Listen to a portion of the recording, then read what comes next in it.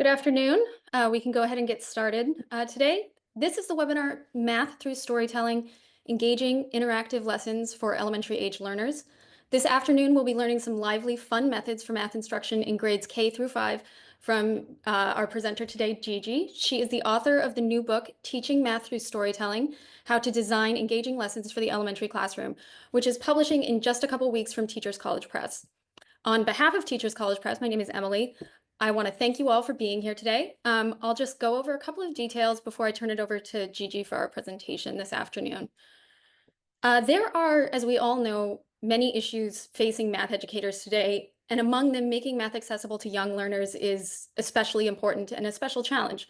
So Gigi, our presenter this afternoon, she is a learning designer. She co-founded and led the learning design of 2 Silicon Valley K-8 schools. She invented the helical model. She co-founded and was chief learning architect of Planovate, and she is currently CEO of Math Explorers. So she's no stranger to designing hands-on methods for teaching math in ways that teachers and their students can find accessible and fun. The new book that we're here to talk about today shows how to design engaged lessons using storytelling that will allow students to experience math in real-world contexts. The book explores how to create and deploy creative, lively simulations that make math concepts come alive. It offers guidance for incorporating intercultural scenarios and stories to foster inclusivity. And it explores teaching strategies and lessons designed and grounded in the latest research. So this afternoon's program, of course, will give you a very exclusive look inside the new book. And for a very limited time, exclusively for those of you who are here today, we're offering 20% off the book when you order from Teachers College Press at our website, tcpress.com. I'm going to put the details of that promo code in the chat, so please look out for that in a few minutes and note it down. You'll also find the details to that discount in a follow-up email that you can expect in the next few days.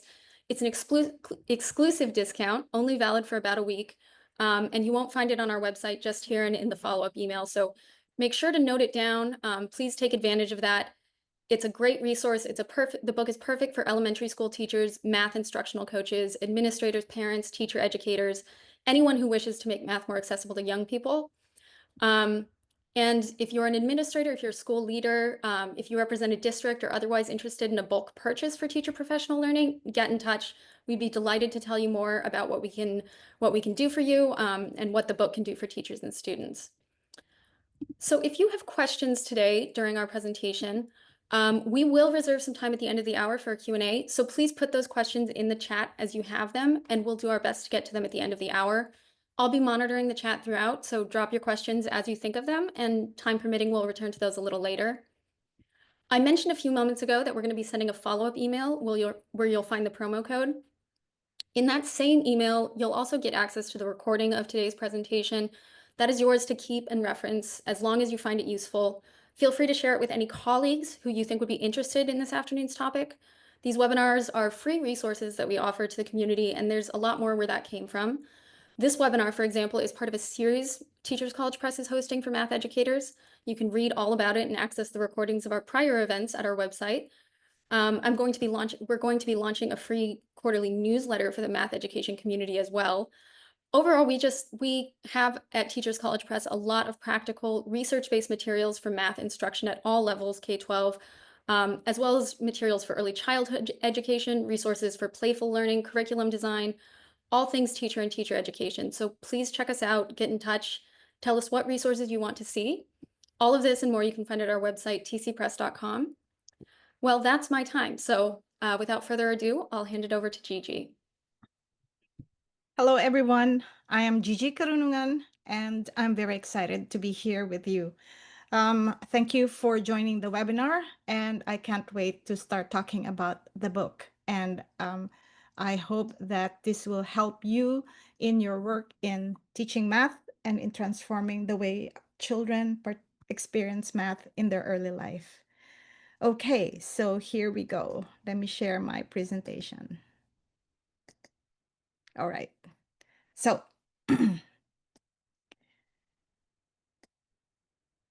I want you to write your thoughts and questions in the chat. And write your email address if you wish to continue the conversation on math stories after the presentation. TCP Press will be giving me the information from you. So who am I? I'm a co-founder and chief learning architect of K-8 schools. Synapse School, and Imagination School in Silicon Valley. Integrated, holistic, thematic STEAM curricula through creative, authentic, and immersive humanist learning and assessment methods. The schools focus on building students' innate abilities and multiple pathways to demonstrate mastery and creativity. The elements of art, design, and computational thinking while exploring and understanding science, social studies, communications, and math form the spine and the culture of learning in these schools. You can see the school started in a garage and grew into a 20,000 foot square school. Okay, I developed the learning helix model. With an understanding of how children learn, it was important for us to have a unified way of delivering our lessons to the schools. So we wanted the lessons to be relevant. How can we offer the essential learning needs for students to thrive in a competitive global economy and in the age of artificial intelligence? We wanted student engagement. How can we address the diverse needs of students in our classrooms? How can learning be meaningful, fulfilling, and joyful? And so, with my neuroscience and learning background, we use this approach to promote higher order thinking, knowledge transfer, and student agency. It was immersive, dynamic, and solutions oriented. And the students achieved comprehension through observation, analysis, reasoning, mastery, and the creative application of subject matter to real world challenges.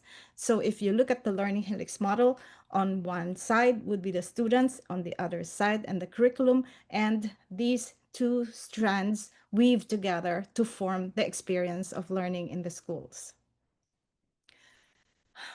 So with the Learning Helix, I also founded the Young Outliers, design-driven summer camps and enrichment programs, and Plainovate, which is an interactive, hands-on, online STEAM learning system. And then when I decided to do my doctoral dissertation, after all the practice in K-8 schools, I decided to, a lot of teachers asked me to address the math challenges that they're facing. And so with my research, I developed the Math Explorers Math Stories. So I'm here to talk to you on how to teach math through storytelling. There are two worldviews on math teaching and learning. So look at these two problems. What difference do you see between these two problems? Write your answers in the chat if you're interested. So 4 plus 6 equals blank. And the other way of formulating the problem is, how can we get to 10? I'll give you a few seconds to write your thoughts on the chat. So the way we learn influences what we know and how we feel about mathematics. So it's not just what we learn, it's the way we learn. That's the difference between 4 plus 6 equals 10 and how can we get to 10. So by doing the second one, how can we get to 10? We don't only learn 4 plus 6 equals 10, but the children also learn number strategies, number knowledge, patterns, relationships. They see numbers as composable and decomposable. They recognize part-whole relationships. They generate efficient and personalized strategies for problem solving. As you can see on the right, this is a real activity that was conducted as we were testing the math stories in a low-performing school here in Silicon Valley. Okay, now let's go to the learner. Children are curious and creative. It is innate to them, and they are born to learn. Just like when we were children, we were born to learn. I'll give you an example of shots I took of a child almost not intending to use it for this lesson, but after looking at the video, I thought, oh my gosh, this just revealed how children are really curious and creative. So here the child's attention is captivated by the cup, sparking a sense of wonder. Then the child circles the edge of the cup with her thumb. The child explores the cup with and in relation to her folded hand, then discovers how her fingers fold into the interior and exterior parts of the cup. She observes the cup's smooth, solid, and unrelenting three-dimensional structure. The child repeats the action of her hand fitting into the cup. She is delighted. A new discovery for the 1-year-old culminates with a sense of fulfillment. This is all natural to all of us. Humans are hardwired with math abilities. Children are born with the ability to figure out the relational connections of basic mathematical ideas. Like, ask a child, they will know what is small and big, near and far, shapes, high and low. And they also know to subitize, which is instantly recognizing 1, 2, and 3 objects without counting. So this is numeracy and sets.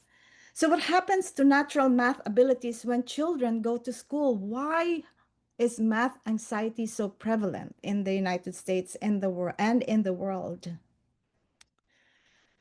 Because math teaching equates to math tests. You learn math to pass the tests. So then many children fear math. By fourth grade, marred by rote, memorization, and tests, 60% of students decide they are not into math, as increasingly professions in the modern world require math. The I am not good in math mindset blocks a lifetime of potential success. So you can see the illustration here. Children are always asking teachers, are my answers correct? Will I fail? And yet, and also, even with that, most children don't meet the benchmarks. Then math anxiety ensues.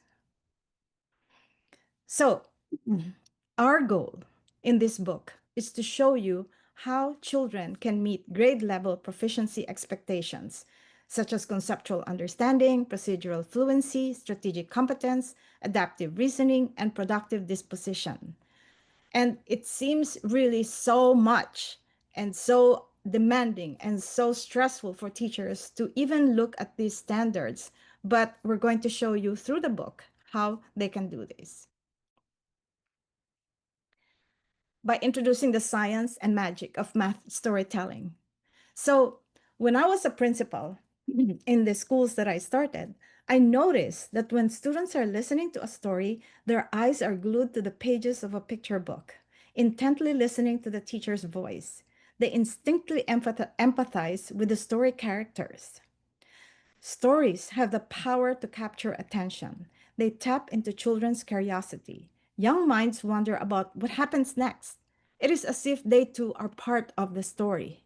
And this happens every day in the classrooms, especially during story circles. Math stories are the intersection of reading and math. By the way, this is the also introducing you to the town of whatever, which is the name of the town in the Math Explorers Math Stories. Why is it called whatever? Because I interviewed more than 100 people, and so many that I interviewed would say, "Oh, my math experience was, whatever." And so I thought, why am I always hearing the word whatever? I'm going to use that for the books. So, what if math stories, the intersection of reading and math, are used in math education? So how will children learn with math stories? So this was the hypothesis and the premise of my study. So here's the child, and the child, through the math stories, identifies, empathizes, and uses their background knowledge because they're connecting with the story. And in the story, we have simulated real world problems, and these are unstructured problems and open ended questions. So there's a difference between a structured problem, which we usually find in word problems, where you know that there's only one answer to the question, and open ended questions, which offer opportunities for multiple ways of addressing the problem mathematically. At that point, we're tapping into the child's curiosity, creativity, and when they're in the classroom, they can collaborate with their peers. So, what we're introducing here is how to teach the big ideas in math, context based problem solving, and mathematical sense making and reasoning. So, there's a difference between teaching 2 plus 2 equals 4 and how many ways can you get to 4. And so, in the math stories, it is the latter one. How many ways do you get to a number? So, these were the math stories that came out of the study and were used in the study. So, here is a short video on the study, like the highlights of the study. Children are born with math abilities. That should make learning interesting and compelling. But for most, it is not. Sadly, rote memorization impedes real understanding of math ideas. Mostly, it raises fear of making mistakes and failing. Math anxiety affects more than half of elementary school students. I hate math. I'm not good at math. Math is boring. By the fourth grade, more than 60% of students give up on their ability to learn math. The way we teach math creates a disconnect between math and a culturally diverse student population, students' everyday experiences, and what truly matters to children. Math stories for diverse minds and cross-cultural understanding. Math Explorers stories were validated in our field research. The teachers witnessed how students learned from one story math concepts they struggled with in one semester. Students were excited about making sense of problems with math ideas because we chose an approach that children love, being read stories. Multicultural characters connect to a diverse student population. The plot, characters, and contexts are fueled by math ideas. Math stories intersect literature and mathematics. The story text came alive with math applications. Context and dialogues integrate math concepts, words, and images. The story characters face challenges needing children's help through math solutions. Story-based games and design activities enrich learning, preparing learners to solve open-ended challenges that set the stage for exploring multiple math strategies. Games and activities based on the story cultivated positive social interactions, diminishing the gender divide between boys and girls. Questions such as how many ways can you get 10 allowed students to discover numerous number combinations and wrote these in equations. By making math sense of the situations and challenges, the stories guided the unraveling of math ideas, such as organizing objects into sets, equal, not equal, and equations. Math practice, modeling, and generalizing made it possible for children to comprehend the value of math at both concrete and abstract levels. Discussions were elevated to the commutative and distributive properties of addition, achieving meaningful and transferable math learning. More importantly, the students enjoyed math learning and wanted more. Staying here. No, today is our last day for. No, I'm staying here. No, I'm staying here. So I'm staying here. No, I'm going to take that other one home and do the last shirt. Okay. I already did my fan. I already did my shirts. Because when you said we're done doing our shirts, I did already.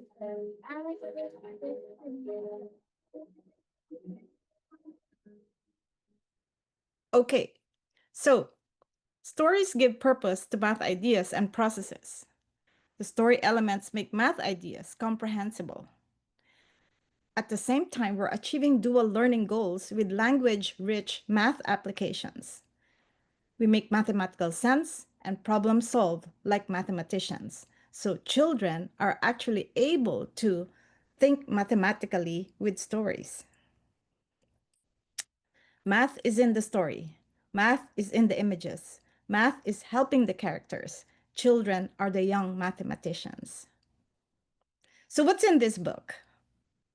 We want to shift the mindset in math teaching, but we can't just do it by producing math stories. Teachers need to be guided on how and why the shift is crucial in building a sense of interest, curiosity, building on children's curiosity, um, helping them use their creativity, and really connecting to the cultural differences, the learning differences, and the interests of children. Let me quote John Dewey. The child's world has the unity and completeness of his own life. He goes to school, and various studies divide and fractionize the world for him. Facts are torn away from their original place in experience and rearranged concerning some general principles. The classification of subjects is not a matter of the child's experience. So why am I sharing this? Because when the typical schedule of primary school is we have math, we have English, we have reading, we have writing, we have social studies, and typically these subjects don't align into a theme or don't connect. And the children's worldview is in contrast to the way we present learning in our schools. All right, so how do we humanize and elevate math learning with math fiction stories? We want children to engage to learn, so we provide context, prompts, and extension activities so that they can actively construct math knowledge. In our classrooms, we're dealing with multicultural children. So we want our lessons to be culturally responsive. We want them to see themselves in interracial characters. And we want to build a multicultural community, which actually offers also multimodal ways to do the math. So we do this by providing multicultural, multi-ability characters in the stories. Then we want to present math with a purpose. So we do this by simulating real world problems and characters. And the goal of the children is to help the characters solve their problems mathematically. And then we engage children in math thinking and doing, as well as in math practice. And we know that it's very, very challenging to have children do math homework at home, to do math practice in school. But we have to do this. And we do this integrating the Common Core, the math big ideas, and mathematical practices. We're building a learning community by engaging children in cooperative learning. So the math stories provide examples of how children can collaborate and actually learn interculturally. So we want to engage learners. We want to tap into their creativity, their inventiveness, their curiosity, their imagination. At the same time, provide them with math and literacy learning. And that seems to be like a big deal, a big complicated challenge for us. Yet there's something about math stories that become an entryway to solve these problems. We want to link to core subjects and integrate learning in social studies, in science, and language arts. And we want to engage the family, actually, so that children have home support, and storytelling makes math learning accessible to family members. Math is relevant to life and work, and stories actually help overcome math anxiety. The children in our studies insisted, a lot of them insisted, to take home the books so that they can share them with their parents. And that to me was such a glorious ending to our study, that the children themselves wanted to share the stories with their parents. Okay, so how do we shift the mindset in math teaching and learning? How to achieve meaningful, fulfilling, and fun math learning. So here are the book chapters. Why math stories? The child's mathematical lens. Deep dive learning with math stories. Learning mathematics in the cultural way. Relatable characters that bring math to life. Get ready to teach with math stories. Teachers as math storytellers. Teachers as math story writers. And assessment. Why did we include assessment? Because ultimately, a teacher has to know how to assess her students' level in mathematical thinking, in mathematical practice, in mathematical attitude, and it's not easily available out there, to know how to assess through math stories. So we're providing you with a framework and with a methodology. All right. So the framework of the book has 4 elements. Necessity. It is the need that drives one's urge to accomplish something. So math can't be just imposed just because it has to be learned. The children will have to feel a need for it. And that need is addressed through empathy for the math story characters, background knowledge, logic, and social interactions that fuel their participation and figuring out solutions. So they feel the need to do it, not just that they have to do it because they are going to fail the test. Secondly, curiosity. Curiosity is a natural desire to explore, question, and understand. So the math stories build on children's curiosity. Curiosity is closely associated with higher academic achievement, the internal drive to know and figure out. Then creativity is the ability to generate, explore, and express ideas, solutions, or artistic expressions uniquely and meaningfully. I know that creativity is something that's typically not associated with math, but listen to videos, read books of mathematicians, renowned mathematicians, and all of them will say that coming up with solutions, with theorems, and understanding the world mathematically totally comes with creativity. It involves thinking beyond conventional boundaries, connecting concepts, and approaching problems with innovation and flexibility. Then, community. It is a supportive environment where children feel valued and included, encouraging collaboration and support among peers and teachers. I must tell you that when I was working in the schools, the parents asked that we have the kids assessed um, using the independent school assessment tests. And I was so hesitant to do that because the kids were learning through deep dive learning. It was very clear they were learning and they were excited about learning. And then here we come doing the testing. But that's part of our life as educators. And we practice testing, and with this kind of experience, learning experience, the children succeeded and got very high scores in their tests. Not my gauge of how children learn mathematically, but it helps in this world of ours. All right, so the book, if you want to shift math education from a gatekeeper and anxiety builder to a pathway to 21st century careers and offer them opportunities, or math, where math offers them opportunities for social mobility and means to a better world, you're going to get that from the book.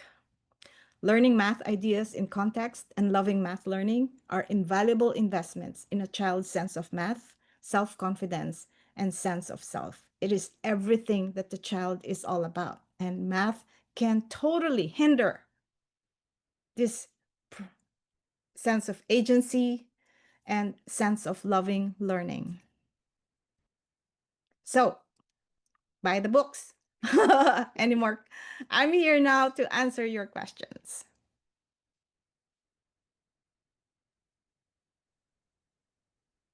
Wonderful. Thank you so much. Everyone, please do put your questions in the chat, and we have some time to get to a few of those.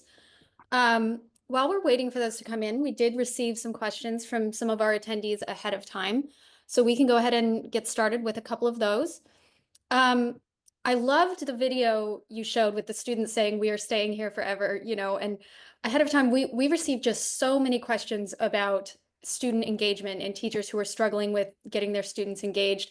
and how that affected classroom management, you know. So I guess I'm just wondering if you can talk a little bit more about how this supports that work and why this is so important for teachers who are struggling with management in their classrooms.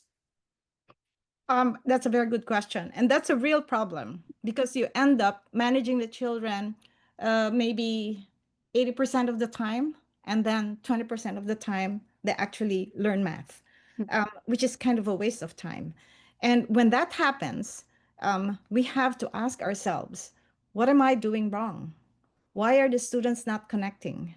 Why am I not connecting with them? Why are they not listening to me?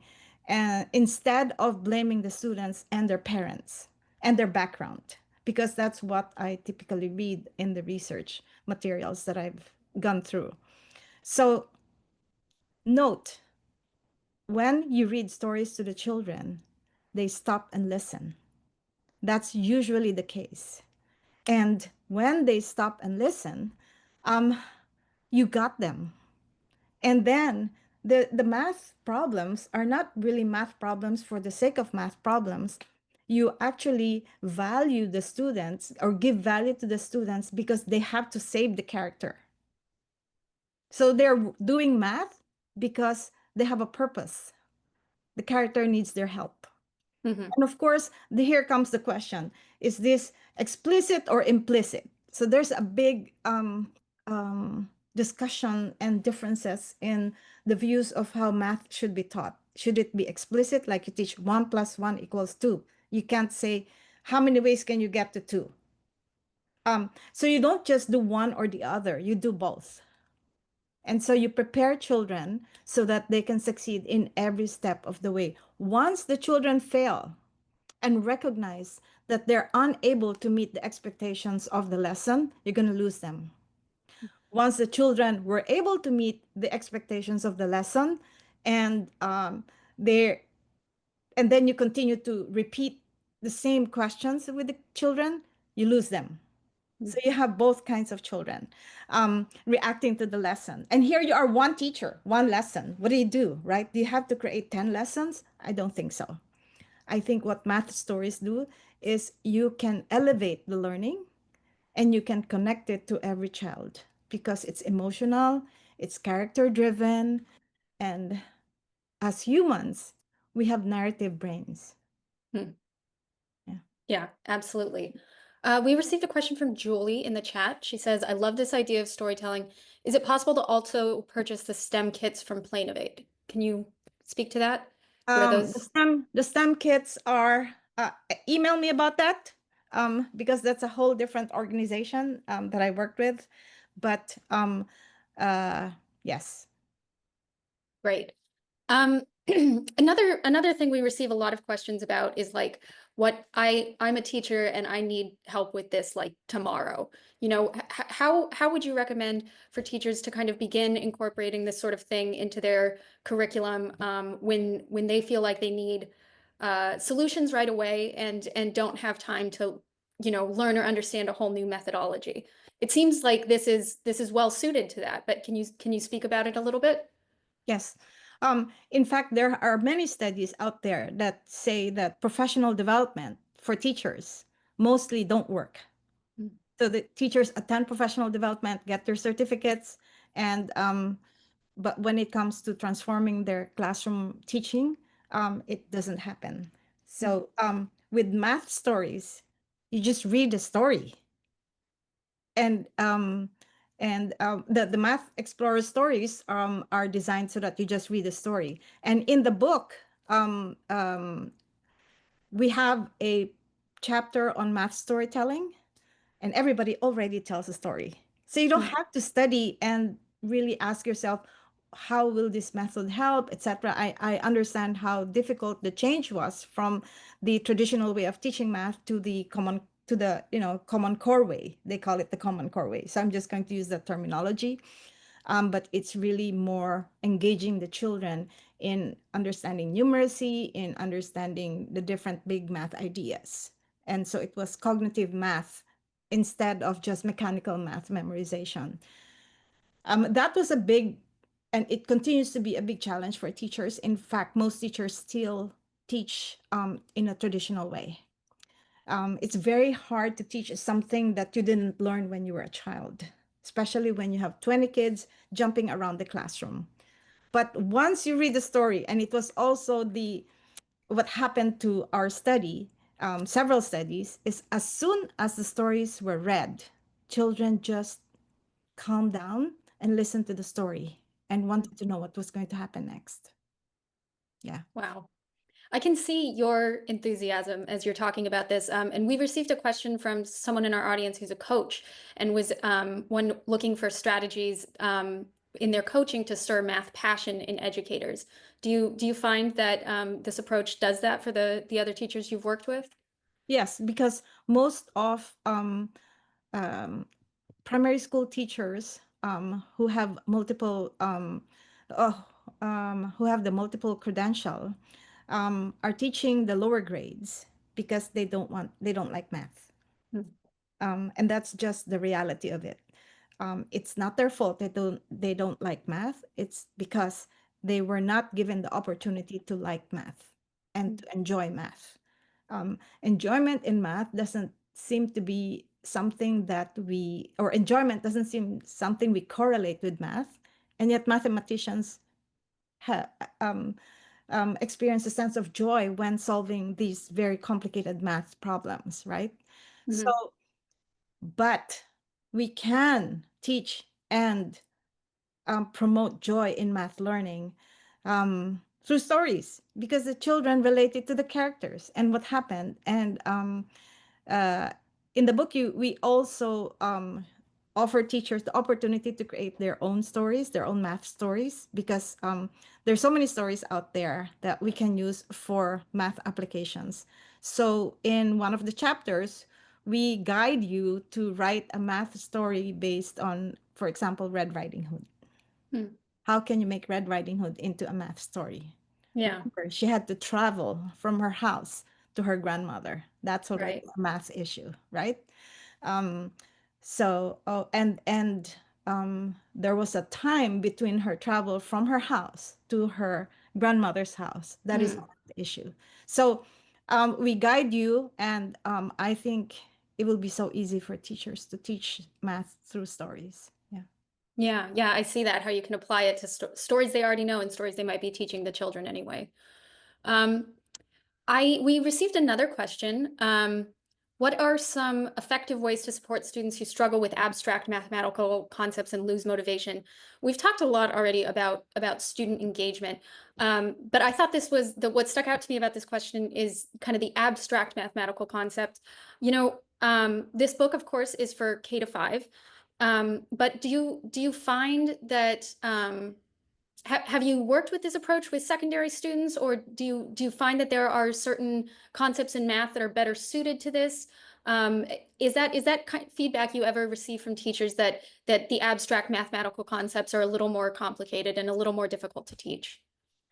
Yes, they are more difficult. And every concept in math is abstract. Sure. Yes, that was my misspoken. I mean, I no, no, really no. I mean, I just want to underscore that every yes, concept yes. in math is abstract, right? And yet, it seems so natural for us to count, so natural for us to measure, so natural for us to compare, um, so natural for us to uh, connect the dots as humans or as people, but we don't use that. See, we fail to connect what is innate in us to the abstract concepts in mathematics. So when we say uh, big and small, that can be mathematized. So some math educators call it mathematizing, which means you put the numbers, you put measurements, you put tools, and then the abstract becomes relatable. So you don't make the abstract concrete. You can too, like if you have objects, etc. But it's also so important that you relate the concrete to the abstract. And as people, we have the DNA to do that. We don't even have the DNA to read. We have to learn to read. We're not born to read. A few are. but those are fluke. Those students are extra special students who can read early. But with math, we're born to use math. We had to survive as a species. We had to know near from far. We had to know more from less. Otherwise, as a species, we could not have survived. So, if we use the background knowledge to understand the abstract concepts, then children will be able to relate to math. Again, also, all math concepts are interrelated. Addition is related to subtraction, it's related to multiplication, it's related to division, it's related to fractions, it's related to. So if we're able to show children the interrelationship of the concepts, and it's easier in stories because they relate it to a purpose, then they'll be interested. Great, great. Let's see. We just received a comment from Suzanne. You just answered my question about the cultural divide. We can create stories within our culture. I was also going to ask about the age range, but we just covered that. So she says, thank you. Thank you for that concept or for that comment, Suzanne. Yeah, why don't you speak a little bit more about the multicultural elements of the book, because that's such a key part of what makes this approach great for our increasingly diverse, student population. So in the book, I mentioned my experience with my son. We immigrated to the US many years ago, and he had to take the IQ test. He was asked to take the IQ test in a public school. And he came out of the test screaming, saying, I don't know what strawberry shortcake is. Mhm. Why didn't you tell me about strawberry shortcake? And I'm like, son, I didn't even know that will come out in your test. But that is an indicator of how culturally we can be stymied, even if we knew how to answer the question, but we couldn't relate to the question culturally. Like it doubts piled up in our brain, and like we had this waterfall of failure questions and etc., etc., right? So addressing children culturally, multiculturally, is not as difficult as we think it is. We just have to do it. And it should be interculturally, because our nation is so divided right now, and we don't understand that we're actually intercultural and not just multicultural, right? So, how many of us who are not Japanese love Japanese food? How many of us who love Thai food? And how many of us love integrating European aesthetics to our Asian backgrounds? We are an intercultural country, and our students are in an intercultural classroom. However, most math stories that are out there have either white characters or animals. So it's very important for us to integrate simulations of our children's cultural backgrounds. Yeah, absolutely. I'm going to read this comment from Suzanne. So true. The student would focus on what strawberry shortcake is rather than on solving the mathematical concept itself. Yeah, what a wonderful example that was. Um, I was thinking while you were talking about the importance of bringing these multicultural elements into our curriculum. I mean, it's borne out by research as well that this is it's a better way for students to learn when they can see themselves in the curriculum and so forth.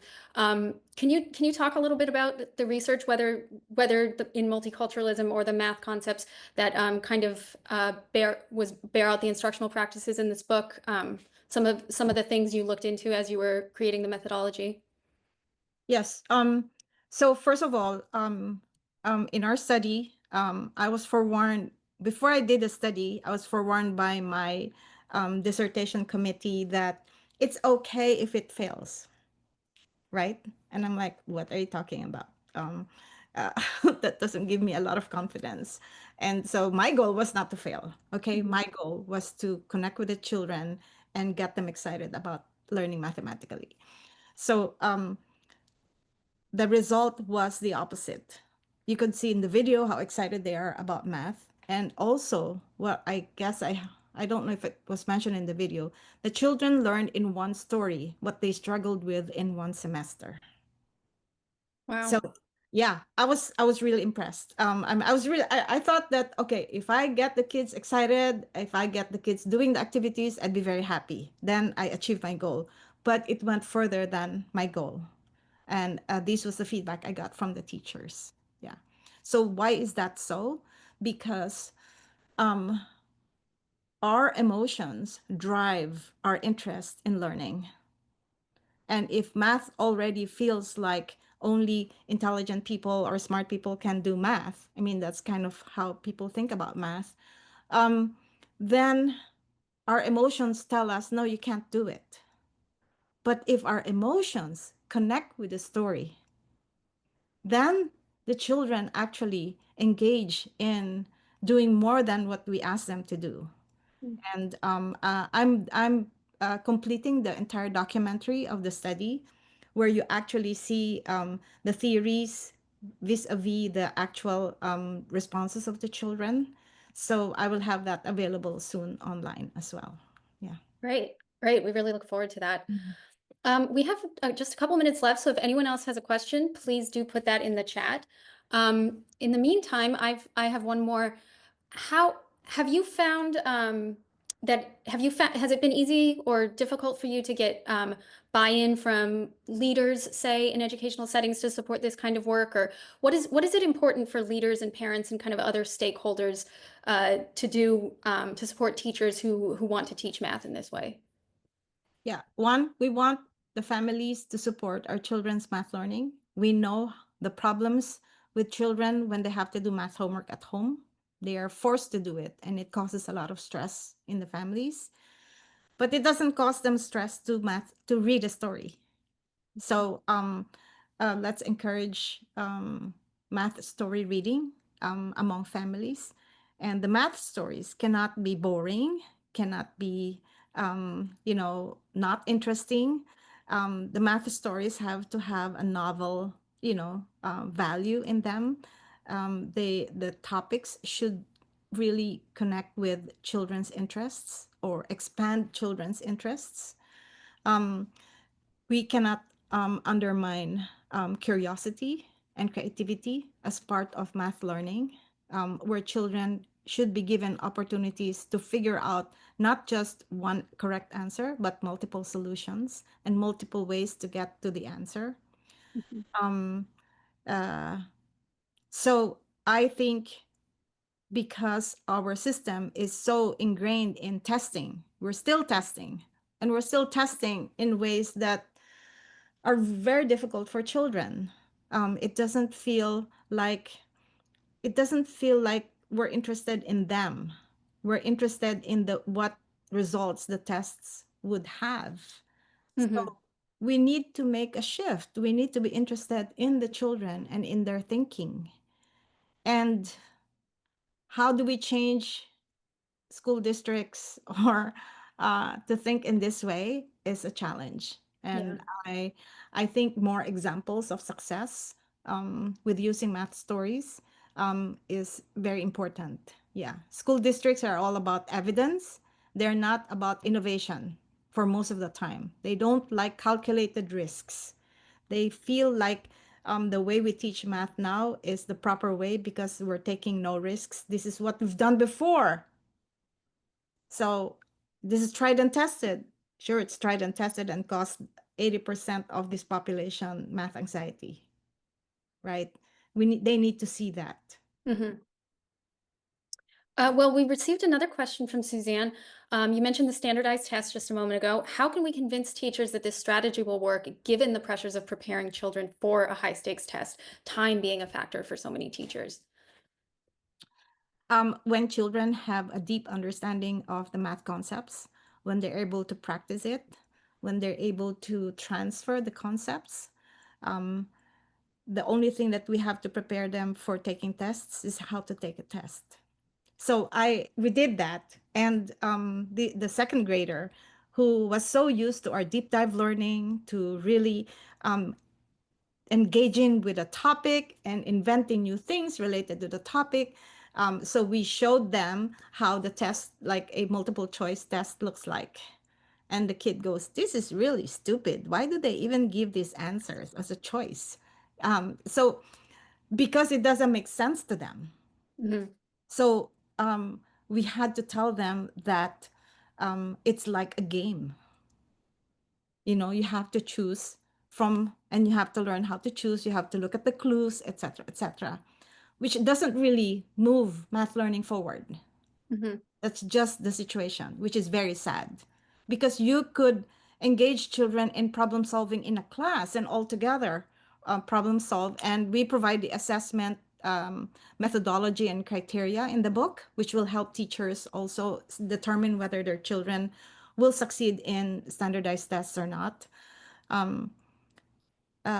But deep learning, to me, is key to getting kids to really think mathematically.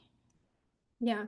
Yeah. Yeah, absolutely. What you said a moment ago about, districts being unwilling to change, and we need to refocus about how we think about children's learning. I mean, it's just, I think, so important, and it's been so interesting to watch you lay this out.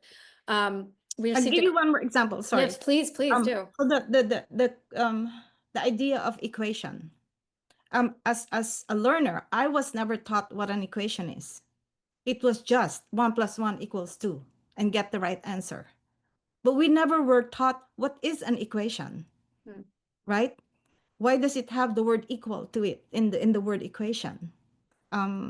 What And then later on, when we do algebra activities, we can see that equation is more complex than what we thought it was. But if we knew what an equation was from the very start and why it's important in mathematics, then I think that it will make math learning much more fun, because then we'll realize, hey, we can play with equations. They're Yeah. not like this hard and fast rules that we can't bend. Mathematicians bend the rules all the time. What a nice thought. To wrap up on here, we received one more comment, which I just want to read. I'm loving this so much. I teach STEM in our diversity courses for pre-service teachers. I'm also an avid storyteller, and thank you for this. So you can just see the applications across, areas in education, and how so many people could bring this into their curriculum. And we're just so grateful for all of our attendees coming here today. We're grateful for you and your presentation, Gigi. Thank you. Any final thoughts you want to share? Let's continue the conversation. Mm. And I think the way to influence decision makers, let's say for textbooks, textbooks, that's another story. But anyway, is to work together. So send us your email addresses and let's continue the conversation. I'd like to be able to set up something in the Math Explorers website where the teachers' voices are heard, the educators' voices are heard, and they're not just heard, that they make a difference. Yeah. Yeah. Wow. Well, thank you so much. Please do continue the conversation, everyone. You can get in touch with us at TC Press and with Gigi, and we'll forward those messages on to her. And thank you, everyone, for being here. We'll go Thank ahead you and also. sign off. Bye. Bye.